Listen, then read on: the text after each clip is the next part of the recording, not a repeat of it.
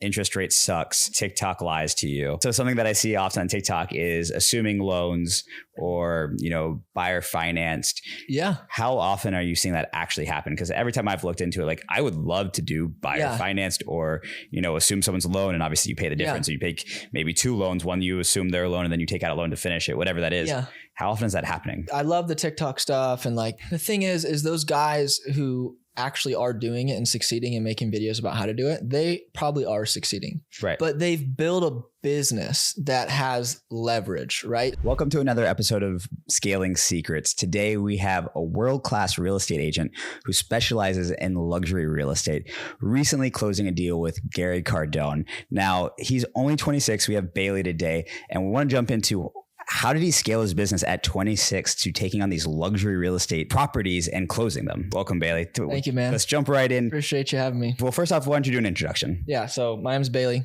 I sell real estate here in St. Pete and Tampa. And that's like the shortest explanation of who I am. But anything else would be a long story. But for me, community is really important, which is a big part of scaling my business. Yeah. Is leveraging my community, not leveraging it just for my benefit, but for theirs. So like the more referrals I give, the more referrals I get. And to call someone like Gary Cardone on a cold call, it's going to be very hard for him to trust you. Right. But when you have someone who works for him, who knows me, who refers me, then it's a warm introduction. But it takes a lot of intentionality. So there's like scales like with Google ads, conversions, buyer leads, things like that. And then there's a different scalable model, which is your community. Yep. At least in my business as a real estate agent. Yeah. So networking. So is that how you got that contract? Exactly. That referral? Yeah. I mean, so one of my good friends, Greg, works for Gary, and we were at Intermezzo Coffee and Cocktails having a couple drinks. And he's like, hey, my boss is trying to sell his house. I'm like, who's your boss? He's like, it's Gary Cardone. I'm like, oh, I'd love to meet him. He's like, I'll connect you guys. And then he never did. And so I texted Greg. I'm like, where's my intro, bro? It's like, that's a great example too of sales. It's like someone said they'd do something, but in sales, you need to follow up. Right. Like follow up, follow through, and follow back. That's one of my favorite things. It's like you follow up, you get the deal. Yeah. Then you follow through doing what you say you're going to do. And then you follow back. I think it's like 86% of real estate agents. Like if you buy a house with a real estate agent, 86% of those buyers or sellers don't hear from their agent again. Right. And it's a referral business. Doesn't even make sense. Yeah, I've seen that. And absolutely. So basically you're focusing on networking to get those bigger listings. Yeah. Like I look at the city of St. Petersburg, and it's an amazing city, and Tampa is an amazing city, and people move here from all over the US. And if you look at like New York or Los Angeles, there's these Instagram and real estate brokers who just dominate. Like they're the man or the woman in their city. And it's not quite like that here in St. Pete. There's no one who like just dominates. Like you think real estate and you think this person's name. You're not on all the park benches yet? We'll get there though. Maybe not park benches. Gary Vaynerchuk says it's a waste of money. He should just run Instagram ads instead. I don't know. I think the park benches are great. It's on TV. I think all my luxury clients are waiting on park benches. Maybe it's not the ideal audience. Yeah, you gotta. I think it's awesome. Yeah, that's interesting. Is like part of leverage as well is like to maximize your capital that you have in your business. Is making sure that capital is going towards an avatar that you actually want to work with. Well, I know I found one of my agents just at an open house. I was going there and I liked the agent I was with, but I didn't feel like they were doing what I needed. Sure. And so I met the person that was running the open house. I was like, you seem great. I'm going to try you for a little bit. Totally. So I think that's also the network is once you're in, you have one client like Gary Cardone and all these high net worth individuals are coming in. They're going to want to buy and sell multiple properties. Most people at that size are doing several pieces of real estate a year. Yeah. So that's a great opportunity. Yeah, it is a great opportunity. And I think that's where like the follow through comes through. If you get blessed with a great deal, like a unique opportunity, a referral, something that's rare, like a Gary Cardone deal, I had to follow through. When I met with him originally, we were trying to figure out how to price the house. Right. And I was very clear of like, here's what I think the house is worth. But he wanted maybe more than what I thought it was worth. Everyone wants more. I could have agreed with him and said, give me the listing. Let's go list it. I said, I'll list it at that price, but I can't tell you I'm going to sell it for that price. And so I think that's important is like, I think a lot of agents win business nowadays by saying they can do something they can't actually deliver on. Right. And so that's why you just get one deal versus if you can follow through, right? Now you have a happy client and then you follow back. I got him a helicopter ride for him and his daughters as a closing gift and a boating tour with someone from a fishing sport magazine. Awesome. He likes boating. Yeah. Like That's me following back. Like Gary's going to hear from me forever until one of us dies or one of us really hates each other. But for now, we're great. I mean, that's super smart because you have a good client. Like I said, like usually people are high net worth. They're either doing investment properties or they get bored and they buy a new house every couple of years because why not? They can. Yeah, exactly. And like his assistant, Becca, she's amazing. Like she's a friend of mine now. She goes to church with me now, like great woman. And I got her an awesome closing gift. And she's like, why are you getting me a gift? It wasn't my house. I'm like, because you were great to work with. You were his assistant. You were responsive. You're communicative. And now I bet you when Becca has a friend who's looking to buy a real estate, even if it's a $500,000 house, she'll refer me. I mean, I think that's what you just said was hugely valuable. And I think a lot of people miss that is the assistant is who are you dealing with the most? Do they like you? And I think a lot of people in sales overlook that, but the assistants are the gatekeepers, but they also typically work with a whole bunch of people. She probably networks with more than Gary does just because she's the one in the intermediate. Yeah. And so you build that relationship and she's going to want to work with you. So the next time Gary wants to sell something, she's probably going to go to his assistant. Yep. The assistant's can be like, oh, let's go talk to Bailey. Bailey did a great job last time. It's like, oh yeah, Bailey. Yeah. Exactly. It's huge. We talk about leverage, and I think before leverage, you have to make sure that you have a vision for your life, your business, and your company. Yeah. Like for me, I want to be a part of people's lives in an impactful way and make really good money. And I'm serious about the impact part. Like I want to have impact in the community. And for me, like I said, I'm a Christian, I serve the Lord. I just want to be a man of character and integrity and serve the community. And so for me, when I do things like get Becca a closing gift, or even Greg, who works for him, I got him a bottle of wine and sent him like, I think $1,000 or something. He doesn't need the money, but it was just more as like, just to say I'm thinking of him kind of thing. And when I do those things, they will bring me business, which is part of why I do it, right? If I'm spending $1,000 as a business expense, I want more business from it. It's relationships and you're not burning that lead. That lead is now yours forever. Exactly. But my heart wants to have impact. And so I can go leverage my community and it's authentic because I actually want to love and care for people. And so if you try to scale something, but your heart's not in it, even a business, like if you're doing an online product, you're going to be able to scale that easier if you really believe in the product. If you really believe in what you're doing, leverage is almost easier. No, for sure. People can see through when you're just service. Let's pivot a little bit. There's been a lot in the news about real estate agents and new commissions and are they adding value? And I know that we had a conversation. You said one of the main things that you do to add value is negotiate. Yeah. Which really hit home for me, especially on larger properties, because you negotiate on a smaller property, 5% of 100,000. I'm sure to that person at that level, it's meaningful, but it's not a large amount of money, but you're negotiating on a $10 million property. You can drop $2 million off, which happens. That's massive. Yeah. So walk me through what that process is like. How do you add value and earn your commission? That is my kind of my hook is like my number one thing is negotiating. Right. Anybody can open a door. Anybody can send you a Zillow listing. And to be honest, most buyers find the house themselves. Right. They know what they're looking for. They know how to search through Zillow. They have search alerts set up. And so what does an agent actually do to earn $80,000, $60,000, $200,000 on a commission? Right. And for me, I can say it's negotiating. So like, for instance, the house that I recently closed is 1.4 million a couple months ago. It's on the water in Coquino Key. I think it was like a 2.5% commission on that. So that was like 35 grand in commission. Okay. It's a lot of money for me to make if I'm just opening a door. Right. And that was an online buyer lead from Google. And I followed up with him. We found this house. Well, he found it and we went and looked at it. And it was originally listed for like 1.8, 1.85, something like that. And they, over the course of like 6 months, it dropped down to 1.6 million. They wouldn't take a penny less. We went and looked at it. My buyer was cash and we made an offer of like 1.25. And they basically said, take a hike. Right.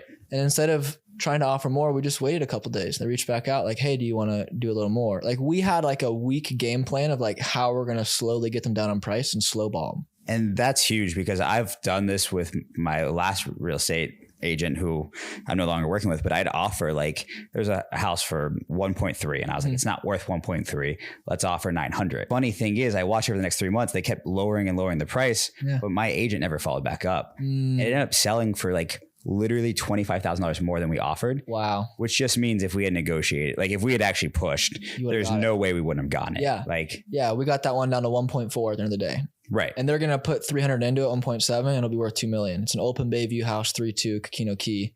Has drop ceilings, but you can take out the drop ceilings. They'll be vaulted. So we can go in and spend $200,000-$300,000 in this house, and it's going to have instantly $200,000-$300,000 in equity. That's awesome. So I got them $200,000 off price. Which they could then use to improve the property. And right. And then they're going to have $300,000 in equity.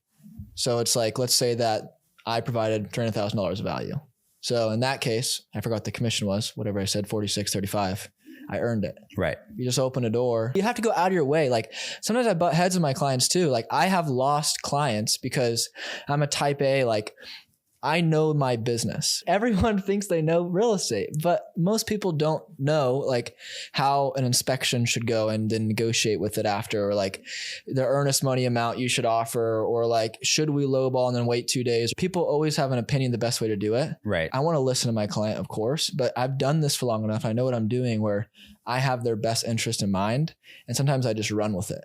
Absolutely. There are people who are like, Bailey, like, I don't feel like you're holding my hand like the way, you want me to. And some people need that, especially newer home buyers, first time home buyers. They probably care less about the negotiations. They don't even think about it. They want a hand holding. They want someone to open the freaking doors. Yeah, no. And that's something that is like my biggest strength, my biggest weakness. People ask like, if I was to do a job interview, my biggest strength is I'm all in. And what I'm all into is this business, negotiating, pushing things forward, providing value to my clients financially, because that's where I know the value is in real estate. Right. But I'm so far that way where the empathy side of like, that's something that I have to continually be mindful of. Like that one's not automatic for me. It's a learned skill. We do DISC personality here, and that talks you through basically the sectors of how you communicate. Okay. But then we also help identify how other people communicate. So C is more like that engineering mindset where they're like very analytical. They're very much on cost assessments and all of this information. They're very like data driven. Yeah. Those typically are a little bit harder to sell to, and you have to very much learn how to communicate. Yeah. I would assume that you're more extroverted. Usually people in sales are. So in the DISC personality, you're more of an I. For I's to communicate to C's, you're like basically the opposite on the DISC personality. So you literally have to learn how to communicate to that individual. Yep. And identifying that is critical in how you present information. 100%. I think if we're talking about the same test, I'm like a high D and then an I is secondary. That sounds right. That's where I would have put you. So I'm a DI as well. Okay. So that sounds right. And learning how to communicate with an S, which is more of the, we use it by like departments, more of the HR, like caring, supportive department, or like the billing and analytical is like our C's. Yep. You have your I's in the sales, and then usually, not always, but usually your leadership's more on the D side with shadowings in different sections. Yep. But learning how to communicate with those different people is so critical.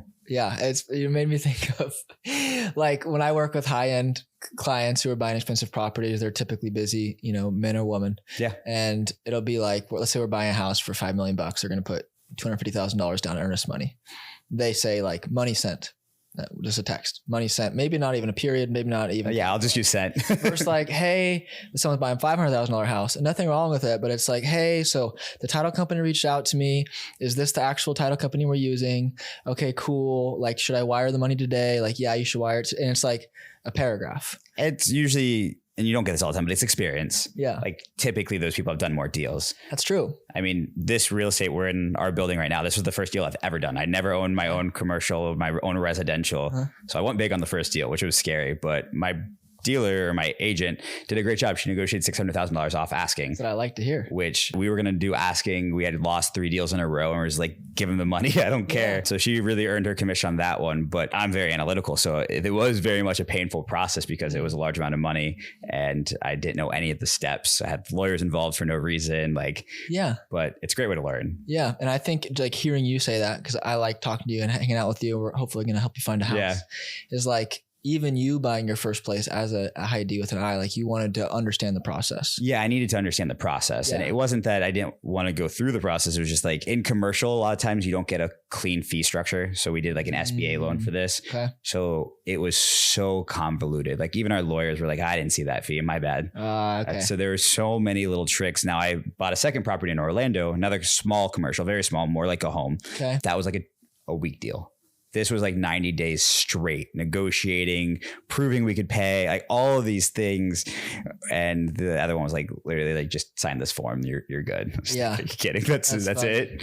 So it's very different. Yeah. This is a great example of a prime piece of real estate, right? We're right here in downtown St. Petersburg. We're walking distance to Vinoy, the pier, like you're close to Old Northeast, one of the top neighborhoods. You're close to Snow Isle, one of the top neighborhoods. Yeah. This is a great example of like a great real estate investment. But what's even better is you use it, right, for your company. Owner occupied. Yeah. Right. And so you're able to pay your own mortgage essentially. Yeah. Best clients ever. We're never going to miss a payment. Yeah, exactly. And you're going to build a bunch of equity over time. Yeah. You know? So besides from negotiating, what else are you doing that really adds value? Yeah. So I would say on the sales side, like regarding my listings, when I first started here in Florida, I had my license in Oregon, but I moved here, got my license here and restarted the business. I would cold call expired and canceled listings, which means your house is for sale, right? And it doesn't sell. It then cancels off the market. And then I have skip tracing program. That'll get your phone number and I'm going to cold call you. And there was like 6 or 7 deals my first year that I took over at nearly the same exact price that it was listed for previously and went pending in 30, 60, 90 days. Interesting. Like, sold them all. And it's like, well, why is that? And a great story example is I had a listing in historic Uptown for, it was like 625 grand, something like that, 3-2 bungalow. And I was at a coffee shop and I got a call from this lady, random number. And as an agent, always answer random numbers. Yeah, of course. Like, answer your phone, please. So yeah. This lady calls me. She has an Australian accent. And she's like, hey, is this Bailey? Or however Australian sound. And I'm like, yeah, it's a great accent, by the way. And I'm like, yeah, this is Bailey. And she's like, I saw your listing online and, you know, I'm interested in it. And I'm like, okay, awesome. Like, do you live here? She's like, no, we're in San Diego. And I'm like, well, what's your situation? They're like, well, we have this house down the road that we like a lot next to this one. And we're going to put an offer on it. I'm like, do you have an agent? And they're like, no one that we really like working with. These are buyers. Right. Like, and we're cash. I was like, well, you know what? I'm 5 minutes from the house. The owner's already moved. It's vacant. Like, I can just go FaceTime you at the house if you'd like. Yeah. And they're like, let's do it. So I FaceTime, show them the house, but then I sat out on the front porch for probably 25 minutes and just explained to them the city of St. Pete because they're in San Diego. They don't love the direction things have gone there. And so They want to relocate themselves here, but they also want to relocate their very large real estate portfolio from San Diego to here in Florida. Interesting. So I knew everything about the city, and I know multifamily and single family. They just developed a trust with me and they're like, hey, can you go look at that other house that we like down the road? I went and looked at it and I'm like, being completely honest with you, there's this wrong, this wrong, this wrong, this wrong. The listing that I have has more value, but we can put an offer on this one if you want, since I'm now representing you. Right. But I got to represent both sides on that deal, the seller and the buyer. 1, I answered the random phone number. 2, I took action right away, went and FaceTimed them. 3, I provided value past just showing them the house, which is talking about the city, the area, the market in general, showed competency and got a deal done. Right. And that listing was an expired listing and I took it for the same price and it was on the market for a long time. And then I sold it within, I think like 17 days we went pending. That's awesome. So sometimes it's hard to describe your true value as an agent because it's such a dynamic business because it's a relationship. Following up and having people like you is a value. Yeah, exactly. Do you deal with investors as well? People are just buying properties to rent and things like that? 100%. Yeah. That's what's cool about is it's hard to find investor clients sometimes. But what's great is Let's do it. Let's do it. Okay. Let's do it. When you work with luxury people or people in business, you help them buy a personal residence and then they will reach out to you and be like, hey, I have some money to invest if you find another house for me to invest in. Right. And so for me, the way I've acquired most of my investor clients is by first helping them with a personal residence. Right. Or a referral or something like that.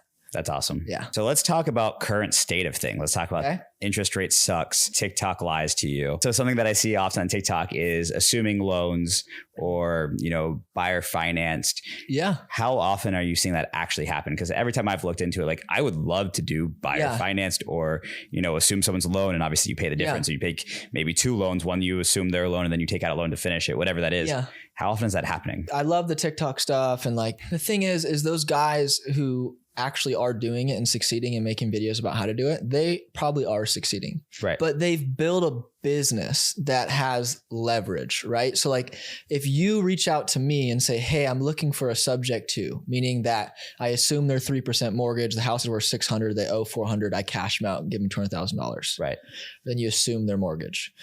If that deal comes around, any agent who has money is going to do it themselves. Right. And so you as a person who's not actively out there cold calling or looking for these deals, it's going to be very hard to get. You're never going to find one. Right. Right. Because I never find them. And if I did find it, I'm buying it. There's so many properties here that I'm like, I could afford that if it was 3% and I just assumed their loan. Yeah. But that's not going to happen. And typically it's like if something's worth 575, and you can find someone willing to pay 600 and assume your mortgage, you'll make more money. Right. But when you live in an area like St. Petersburg and Tampa, where there's so much relocation and appreciation and everyone wants to be here. Yeah. Their loans are so small compared to the sale value. Well, meaning like there's so much demand for property here that you don't get creative finance options. Right. But if you're in the middle of nowhere and there's someone trying to sell their house and there's not demand, that owner of the house might be more open to a creative option. But when you live somewhere like this, the demand's so heavy where most people don't and aren't open to creative options because they know they can just get a conventional option. Right. And have you done seller finance in any situation yet? I haven't, no. Okay. I mean, I think that's such a great model for the people that can afford it because you're basically just rent to own. But if they miss a payment, you just assume the entire building back and you just get to keep all of the money and the building and just kick them out. Like, I mean, to me, that's a win-win. We wanted to do seller finance for this building and they just weren't interested because we were too new of a business. But I'm like, it's a win-win because you end up getting the 5% interest or 6% interest yourself. You have to pay less taxes. And worst case, they don't finish paying it, then you own the property still. Yeah, that's true. But one thing, let's say you wanted to sell or finance this place someday, right? And you're going to make 6%, 7% of your cash. Mm-hmm.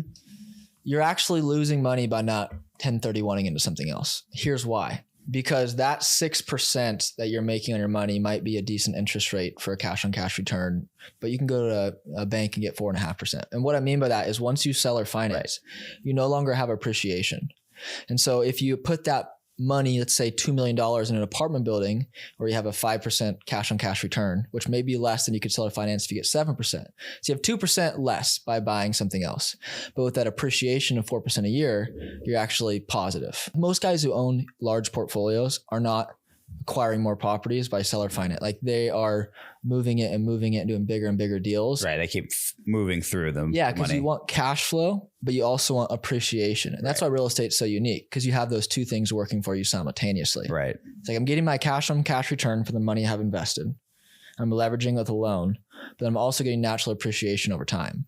And so when you sell or finance, you miss that appreciation. And so I wouldn't typically advise someone to do that. Makes sense. Unless they could sell it for twice as much of its worth if they sell or finance it. Right. If they have like a unique buyer. I mean, that's one of the situations like here we offered like, I think 300,000 over to do seller finance because I mean, fees and all that, it was still cheaper. Yeah. But they wanted their cash and they did try to do the exchange. What's it called? The 1031 exchange. 1031. I think we signed forms for it, but I guess they didn't buy their next property in time. So they didn't qualify. Got it.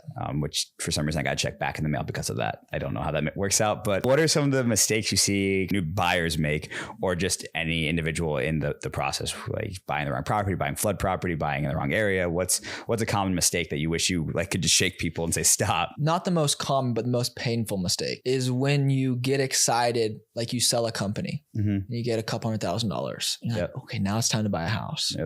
You buy the house. Can't afford it. Yeah. Cause your monthly payment, your homeowner's insurance, your mortgage, like you can get your loan. If you want to buy $1 million house, you can get a loan once you can put about 50 grand down and make 20 grand a month and you have low debt. Right.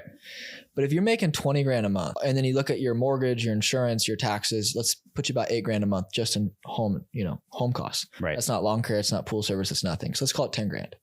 Half of your monthly income is going to your house. In my opinion, dude, I want more freedom in my life, right? I want that to be way lower. Been my hesitation. It's so scary. Everything's so expensive right now. Yeah, it is. And so my biggest advice to buyers is like, if your business didn't do the way you wanted it to for 3 or 4 months, like, is that home payment going to stress you out beyond belief? Because then maybe it isn't worth it. Maybe you should wait, or maybe put a little more down, or maybe just wait for a slam dunk deal, because you want to live in your house guilt-free. And the way you live in your house guilt-free is by easily making your payment, or by getting just such a slam dunk deal where even if it's stretching you financially, you know you're winning because you got it for such a good deal and you can sell it for more. And I think that's where I am, is like, I'll stretch myself, but I want to stretch myself for something cool. Because then you're going to be guilt-free. Right. Guilt-free, and something that I'm fairly confident that it's going to appreciate. And like, I mean, a lot of times, I mean, when I bought this building, this building was a stretch, but I was like, there is no way, worst case, I couldn't get someone to assume the loan and take over this property. Like, I'm not going bankrupt over downtown commercial property. Yep. So that's one of the things that we looked at is like, what are the odds that I couldn't at least find someone to assume the loan, and there's zero, especially if you're going to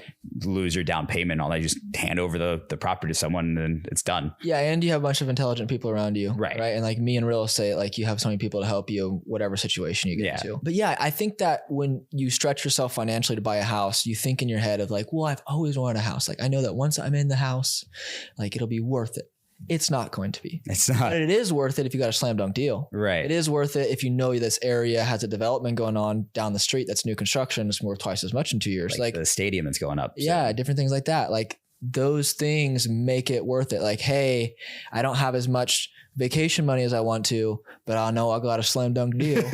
Right. But it's like, I've always wanted a bigger kitchen, and then you're stretched financially. You're not going to care about that. No one cares. You're going to care about your bank. Like yeah. So that's probably the most common mistake, is thinking that buying a house is going to somehow magically fulfill you, even though you're stressed out financially. Right. I mean, I've been stressed out financially. No, I'm sure everyone listening to this has been stressed out at some point financially. It's not fun. Yeah. There's no exit sometimes. Oh yeah, it is stressful. Especially if you have a W-2 job and you can't just make more money. Yeah.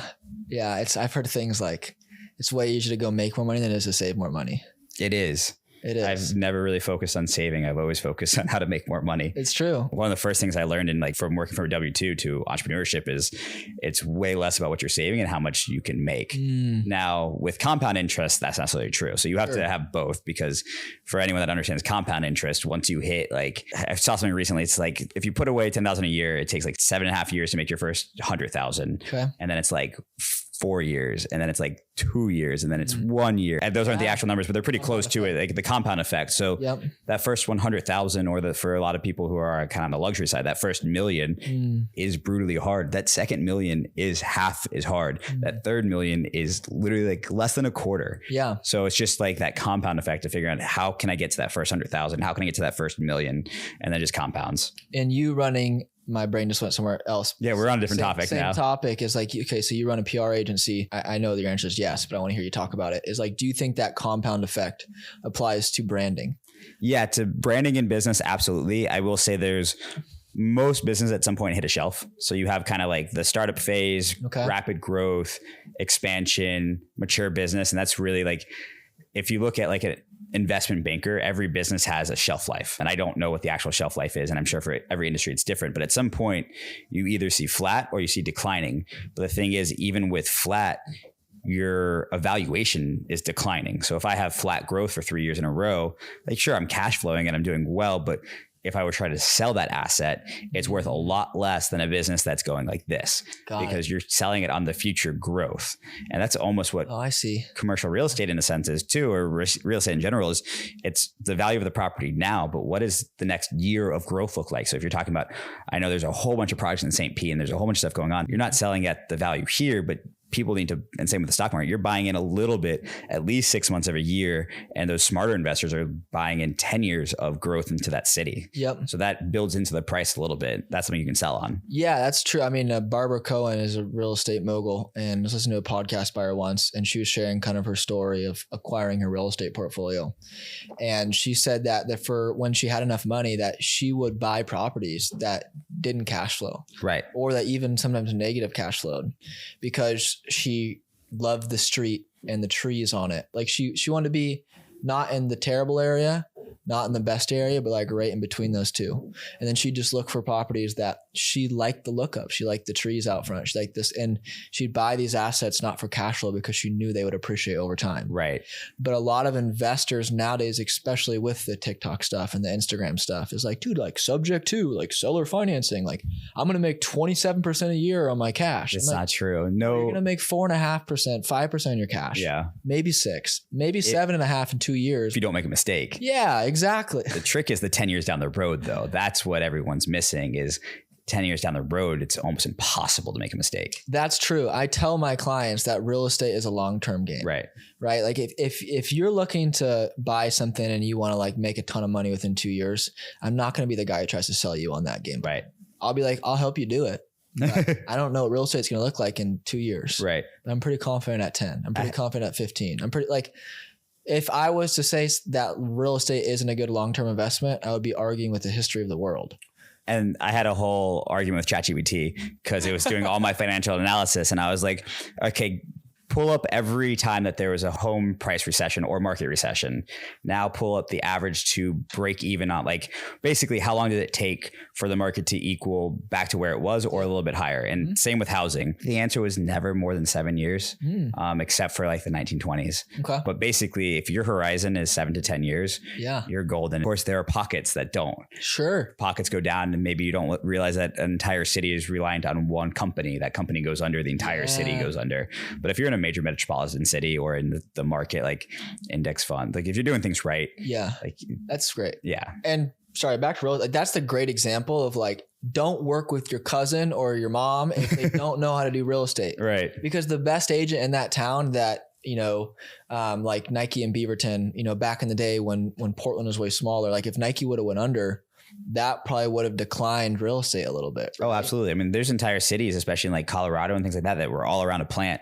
And now there's the population's like 5,000, 4,000. Yeah. And the guy who's a baller real estate agent and he cares about his clients could have preemptively walk someone through that of like, here's the risk, here's the reward. If you can provide all the information to your client, that is also another way to provide value.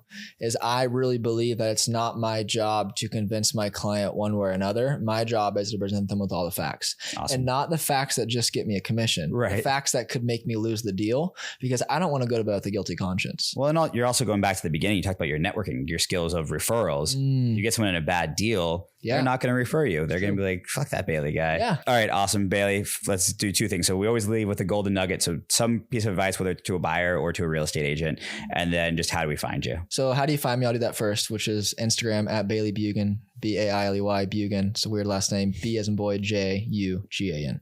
Bailey Bjugan. Love it. And then email is the same, Bailey@BaileyBjugan.com. So that's all great stuff. Piece of advice for real estate agents. Let's do it. Getting your license does not mean you're going to get business. Running a business and running a company is part of being a real estate agent if you want to scale. Being able to look at your finances and budget and cash flow and run ads.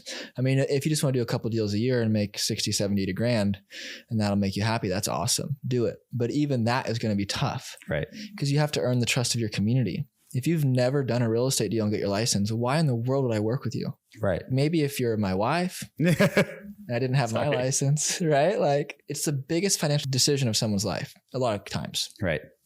And they want to work with someone they trust. And so I just think that for new agents, they should keep getting the business, but just have the expectation that you are going to grind.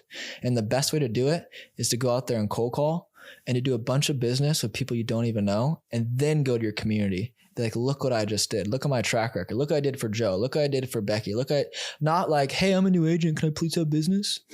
Right? Yeah. Go to them and provide value. And to provide value, you got to put in work first. This is very sound advice. So that's what I'll say. Awesome, Bailey. It was great having you on the show. Hopefully we'll get to do some deals soon. I agree. Appreciate you, brother. Thank you.